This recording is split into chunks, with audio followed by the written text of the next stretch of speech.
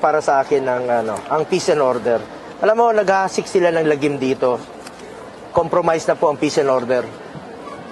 Ayaw ko po ang Pilipino ang mahirapan. Importante sa akin ang buhay ng bawat Pilipino. Peace and order. Kaya nga nung panahon ni dating Pangulong Duterte, priority niya ang peace and order. Kaya suportado ko po ang desisyon ng administration to totally ban all POGO operation. Dapat totally talaga. Yan ang sinasabi ko. Alam mo, kaya hindi ko sinusundan yung mga balita dyan sa POGO, kay Guo, ha? Tama si Bongo na alisin lahat ang POGO. Oh, di ba? Ulitin natin. Kaya hindi ko sinusundan yung balita kay Guo kasi tama yung sinasabi ni Senator Bongo na dapat tanggalin na lahat ng POGO. Oh, go. Hindi, seriously. Alam mo, napaplastikan ako. Naiipokrituhan ako. Pag nag-iimbestiga kayo sa isang POGO, ina-isolate nyo lang eh. Alam mong datingan nito, maraming POGO eh. Tapos ito babakbakan. Yung iba hindi binabakbakan. Yung iba hindi nire-raid, yung iba nire-raid. Anong kalalabasan yan? Hindi ko sinasabing ito ang kanilang ginagawa. Pero we cannot blame the people kung isipin pinapatay nyo lang yung competition. Dahil sa dami ng POGO sa Pilipinas, pinapatay nyo lang yung competition para yung matitira, sila yung malakas na POGO. Kung bawal-bawal, tanggalin nyo na lahat ng POGO. Tama dito si Senator Bongo. Sinabing totally. Huwag naman yung selective na merong may... Di ba sinabi ni Marcos, wala nang POGO, yung pala. Rebranding, ang hilig nyo talaga. Itong gobyerno ni Marcos, ang hilig sa rebranding, tatanggal. Simula ngayon, wala nang POGO. By the end of the year, tanggal na lahat ng POGO. Nye, pinalitan nyo lang pala ng pangalan. Sus, fake news talaga kayo. May threat po sa ating peace and order. Ayaw nating may mga armas dyan na nasa mga foreigner na nagdadala ng armas. Bawal yun eh. So, saan ka nakakita foreigner may armas? Saan ka nakakita ng foreigner? May bodyguard. Police. Ayun sinabi sa SMNI ni Banat Bay kagabi. May security. Si VP Sara tatanggalan nyo ng security. Tapos yung mga Chinese, bibigyan nyo ng security. Itong mga POGO, bibigyan nyo ng security. Ano ba naman tayo? Ako, iboboto ko talaga kay Dilawan, kay Pulahan. Kung sino talaga mag-eliminate ng POGO. As in lahat ng POGO sa Pilipinas. Dapat lahat. Hindi tayo namimili na kung sino-sinong POGO lang. Lahat, tanggalin nyo yan. May punto. Ang galing talaga nito si Senator Bongo. Mas importante sa akin ang buhay at peace and order ng ating bansa. More than anything else. Maraming salamat. Kapayapaan. Alam mo, maraming kalokohan ng POGO. Hindi lang naman sugal yan eh. Yung iba nga dyan, may prostitution pa eh. May harassment pa dyan, di ba? Oh. Tapos wala kayong init na init lang kayo kay Guo. Oh. Lahat ba iniimbestigahan ninyo o namimili lang kayo?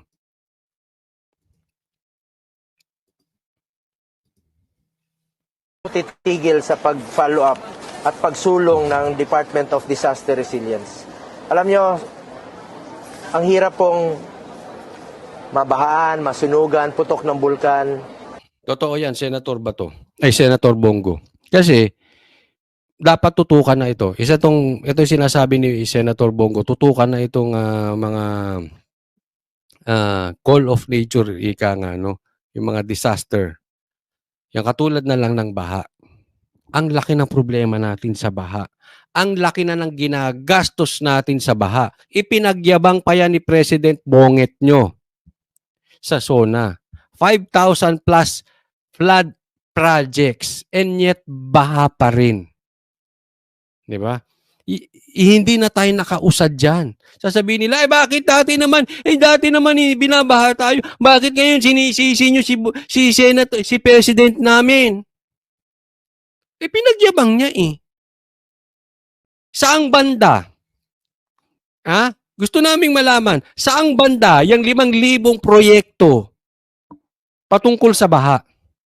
Saang banda nyo ginawa yan? Bakit ganun pa rin? Saan napunta yung proyekto? Sa bulsa nyo ba napunta? Doon ba kayo gumawa? O sa syudad?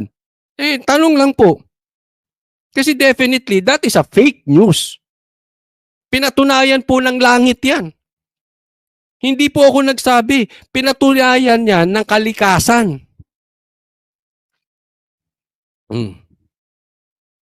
Kaya inline na naman ito si Senator Bato, bakit ba ako Bato ng Bato? Senator Bongo, dito sa dapat nang matigil. Wala, hindi tayo aasensong Pilipinas hanggat ngayon baha-baha pa rin. Lindol, Buhawi. Dapat po meron na tayong sarili at maayos na departamento na nakatutok lang talaga sa disaster-related na mga ganito, pangyayari, no? Halimbawa, bago pumutok ang bulkan sa Mayon, meron departamento nakatutok, preposition of goods kaagad, coordination with ilicas sa mga kababayan natin sa ligtas na lugar, preposition of goods, coordination with LGUs. Pag alis ng bagyo o pagputok ng bulkan, kung puputok man, restoration of normalcy kaagad, rehabilitation efforts kaagad. Hindi yung dapat mabilis. Pansinin nyo ang Japan, ha? Sila naman nililindol din, nababagsak, pero bangon agad. Sa atin ang tagal eh. Diba? Yun po yung pinupunto ni Senator Bongo. Ang tagal ng bago natin. Bakit? Kurap eh. Totoo lang. Kurap. Ulitin ko na naman yung 5,000 flood projects. Yan ba hindi ba talagang sumoplak sa pagmumukha nilang may korupsyong nangyari? Kung totoo yung sinasabing 5,000 plus na projects, kung totoo, may korupsyong nangyari dyan. Or, nagpe-fake news si Marcos. Wala naman talagang proyektong ganun. Kasi hindi pwedeng wala eh. Either wala or may korap. Ang tagal eh, kita mo, bago sila makarating. Tagal. Anong ginawa ni Marcos? Namigay ng ayuda sa truck. Pambihira. Yung kayo nabaha, gas, ganun ang... Alam mo, sa akin lang itong tamang gawain. Presidente ka eh. Pupunta ka ron sa baha, tas mamimigay ka ng paisa-isang ganyan na pagkain, tas may mga kamera kaliwat kanan. Hindi ka maayos dyan. Nationwide yung baha eh. Dapat nagtawag ka ng meeting. O ito, puntahan nyo. Ito gagawin nyo. Ito. Be a leader. Hindi ka pwedeng weak. Hindi po to ops yan. Pupunta ka doon, papapicture ka sa truck. Ano na solusyonan mo doon? Paano yung ibang lugar na nabaha? Hello? Being the leader, magaling ka sumulusyon ng problema. Hindi ka magaling sa papicture. Hindi naman sa nag-ano. Dapat yan, may mga ipapatawag ko yung mga yan. Gawin nyo yung mga dapat nyong gawin. Ito dapat nyong gawin. Bigyan mo instruction. Mag-release ka ng budget para dito. Mag-release ka ng budget para rito. Mag-release ka ng budget para dyan. Para tulungan niyang mga yan. Diretso sa taong bayan. Walang ginawa nyo. Pa-picture ni... task force naman. Tingnan nyo nangyari sa Manila ngayon. Pagbaha, yung coordination, of course, meron namang NDRRMC. Pero iba talaga yung cabinet secretary level. Pag sinabi ng presidente, ikaw, secretary ng Department of Disaster Resilience, maiwan ka dyan. Ikaw nang bahala. Coordinate mo yung pagkain. Coordinate mo with the AFP. Coordinate mo with Coast Guard. Pansinin nyo, pag tuwing merong mga baha, tawag dito. Sino bang hanapin namin? Kanino ba kami hingi ng tulong? Hindi nila alam. Pero pag may departamento, yun na po ang tatawagan nila. Katulad na lang po sa OFW, na isinulong ko rin po noon, Department of Migrant Workers para sa OFW. Noon, nananawagan sa radyo, telebisyon, Facebook, ang OFWs. Ngayon, meron silang departamentong tatakbuhan, lalapitan sa abroad, hingan ng tulong. Madaling maalala, Department of OFWs or Department of Migrant Workers para sa OFWs. Ito namang isinusulong natin, Department of Disaster Resilience po. Ngayon, pangalawa, sinusulong ko rin po ito, mandatory evacuation. No, maganda 'tong mga proyekto ni Senator Bongo, alam naman natin epektibo. Tingnan po natin yung Malasakit Center. Alam ko, marami po sa inyong manunood ko na naka-experience kayo ng maraming natulungan ng Malasakit Center. Ako po personally, may personal akong mga kakilala na natulungan ng Malasakit Center. Wala pong binayaran kahit 5. At itong pinaplano at itong mga proyekto ni Senator Bongo, kung ito ay maitutulad niya sa Malasakit Center, marami po itong matutulungan. Ayan. Doon po sa mga nanunood, no, at siguro ikalat din natin yung, kasi alam mo pinag-uusapan namin 'yan nung kami kay Sir Bong. No, sabi ko, alam mo problema sa Pilipinas, isa lang ang talagang pinakahiling ko diyan ay yung parang sa ibang bansa 'pag ikaw ay nagkasakit, hindi mo na problema yung bills, 'di ba? Kasi alam mo may sakit ka na, ta's ang laki pa ng babayaran mo. Kaya yung iba pinipili na lang na hindi magpagamot. Kasi doon sa gagaling ka sa sakit mo, maha-high blood ka naman at aatakihin ka sa puso doon sa mga bills na babayaran mo sa ospital. Yung iba, I mean, sad to say, ayoko nga pong sabihin ito, but sad to say, ito po ay talagang nangyayari sa bansang Pilipinas. Pinipili na lang nilang mamatay, hindi magpagamot dahil wala din silang kakayanan. Yung sa dami ng pera ng bansang Pilipinas, kasi yung Malasakit Center ay alam natin maraming natutulungan yan. Pero syempre, limited yun. Kung ito ay magiging proyekto ng buong gobyerno na lahat ng magkakasakit ay libre, kaya naman po yan Alam nyo, kaya yan. Kung hindi korap. Bibigyan ko po kayo ng halimbawa. Bakit ang KOJC kaya? 'Di ba? Meron silang sariling ambulance. Napapag-aral nila ang tao nila, libre, pagkain, damit, bahay, lahat po 'yan libre sa Kingdom of Jesus Christ. Sa KOJC ni Pastor Kibuloy. Libre po 'yan. Pati may sakit, 'pag nagkasakit, libre. Bakit kaya ng KOJC? Alam nyo kung bakit hindi kaya ng KOJC? Hindi korap.